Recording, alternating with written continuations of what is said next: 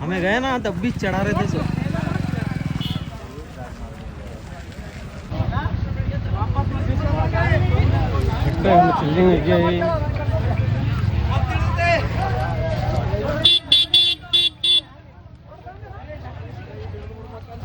ಸಾಕತ್ fan following ಜನರು ಎಲ್ಲ ಹೊರಡ್ತವ್ರೆ.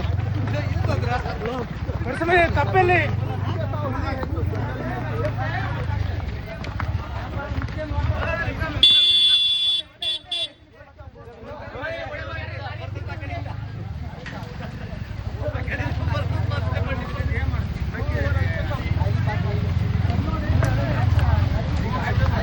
ದಾರಿ ಬಿಡ್ರಾಡ.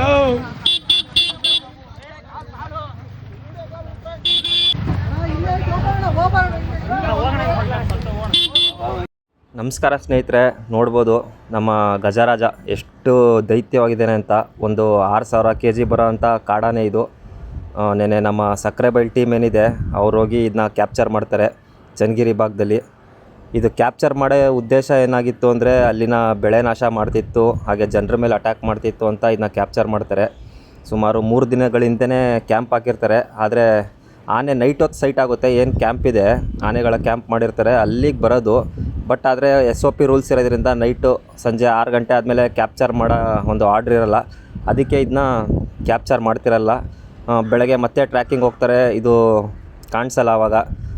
ನೆನ್ನೆ ಏನು ಬೆಳಗ್ಗೆನೇ ಕಾರ್ಯಾಚರಣೆಗೆ ಹೋಗ್ತಾರೆ, ಸೈಟ್ ಆಗುತ್ತೆ. ಇದನ್ನ ಯಶಸ್ವಿಯಾಗಿ ಡಾಟ್ ಮಾಡಿ ರೇಡಿಯೋ ಕಲರಿಂಗ್ ಮಾಡಿ ಇದನ್ನ ಬೇರೆ ಕಡೆ ರೀಲೊಕೇಟ್ ಕೂಡ ಮಾಡಿದ್ದಾರೆ. ಕೆಲವೊಬ್ರು ಹೇಳೋದೇನೆಂದರೆ ಇದನ್ನ ಯಾಕೆ ರೀಲೊಕೇಟ್ ಮಾಡಿದ್ರು, ಕ್ಯಾಂಪ್ಗೆ ಯೂಸ್ ಮಾಡ್ಬೋದಾಗಿತ್ತು. ಒಂದು ಒಳ್ಳೆ 6,000 kg ಇರೋ ಅಂಥ ಆನೆ ಫ್ಯೂಚರ್ಗೆ ಒಂದು ಒಳ್ಳೆ ಕುಮ್ಕಿ ಆನೆ ಆಗೋದು. ಸುಮಾರು 35ರಿಂದ 40 ವರ್ಷ ಅಷ್ಟೇ ಅಂತಾರೆ. ಆದರೆ ಇನ್ನೂ ಕೆಲವ್ರ ಪ್ರಕಾರ ಇದು ರೀಲೊಕೇಟ್ ಮಾಡಿದ್ದೇ ಒಳ್ಳೆಯದು, ಅದಕ್ಕೆ ಸ್ವತಂತ್ರ ಜೀವನ ಇರಲಿ, ಕಾಡಲ್ಲೇ ಬದುಕಲಿ ಅನ್ನೋದು ಒಬ್ಬರು ವಾದ. ಏನೇ ಆಗಲಿ ನಮ್ಮ ಅರಣ್ಯ ಇಲಾಖೆಯಿಂದ ಯಶಸ್ವಿಯಾಗಿ ಕಾರ್ಯಾಚರಣೆ ಮಾಡಿದ್ದಾರೆ. ನಮ್ಮ ಸಕ್ಕರೆಬೈಲ್ ಕುಮ್ಕಿ ಆನೆಗಳಾದ ಸಾಗರ್, ಬಹುದ್ದೂರ್, ಸೋಮಣ್ಣ, ನಮ್ಮ ಜೂನಿಯರ್ ಅರ್ಜುನ, ಭೀಷ್ಮ ಮತ್ತು ವಜ್ರ ಆನೆಗಳು ಇದರಲ್ಲಿ ಭಾಗವಹಿಸಿತ್ತು. ಇದರಲ್ಲಿ ಭಾಗವಹಿಸಿದಂತಹ ಡಾಕ್ಟ್ರುಗಳು ನಮ್ಮ ಸುಮಾರು ಕಾರ್ಯಾಚರಣೆ ಯಶಸ್ವಿ ಮಾಡಿಕೊಟ್ಟಿರುವ ಮುಜೀಬ್ ಡಾಕ್ಟ್ರು ಮತ್ತು ಶಿವಮೊಗ್ಗದ ಡಾಕ್ಟ್ರ್ ಆದ ಮುರಳಿ ಡಾಕ್ಟ್ರು, ಅವರು ಕೂಡ ಈ ಕಾರ್ಯಾಚರಣೆಯಲ್ಲಿ ಅವ್ರದ್ದೇ ಮೇನ್ ಪಾತ್ರ ಇರುತ್ತೆ ಡಾಕ್ಟ್ರದ್ದೇ. ಏನಕ್ಕೆ ಅಂದರೆ ಒಂದು 6,000 kg ಇರೋ ಆನೆನ ಶೂಟ್ ಮಾಡಿ ಬಿಡಿಸ್ಬೇಕು ಅಂದರೆ ಡಾಕ್ಟ್ರ್ ಪಾತ್ರನೇ ಮೇನು. ಈ ಥರ ದೈತ್ಯ ಕಾಡಾನೆನ ಹಿಡಿಬೇಕಂದ್ರೆ ನಮ್ಮ ಆನೆಗಳ ಪಾತ್ರ, ಹಾಗೆ ನಮ್ಮ ಮಾವುತರು ಎಸ್ಪೆಷಲಿ ಅವ್ರ ಧೈರ್ಯ ಬೇಕು. ಅವರೇ ಮೇನ್ ಕಂಟ್ರೋಲರು ಏನು ಈ ಥರ ಕಾಡಾನೆ ಸೆರೆ ಕಾರ್ಯಾಚರಣೆಗಳಲ್ಲಿ. ಹಾಗೆ ನಮ್ಮ ಡಾಕ್ಟ್ರುಗಳು, ಅಲ್ಲಿ ಇದ್ದಂಥ ಎಲ್ಲ ಸಿಬ್ಬಂದಿಗಳ ಒಂದು ಧೈರ್ಯ ಮೆಚ್ಚಲೇಬೇಕು. ಮುಂಚೆ ಎಲ್ಲ ನಮ್ಮ ಅಭಿಮನ್ಯು, ಅರ್ಜುನ ಈ ಥರ ಕೆಲಸ ಮಾಡ್ತಿತ್ತು. ಆದರೆ ಈ ಸತಿ ನಮ್ಮ ಸಕ್ಕರೆಬೈಲ್ ಟೀಮು ತುಂಬ ಯಶಸ್ವಿಯಾಗಿ ಕಾರ್ಯಾಚರಣೆ ಮಾಡಿಕೊಟ್ಟಿದೆ.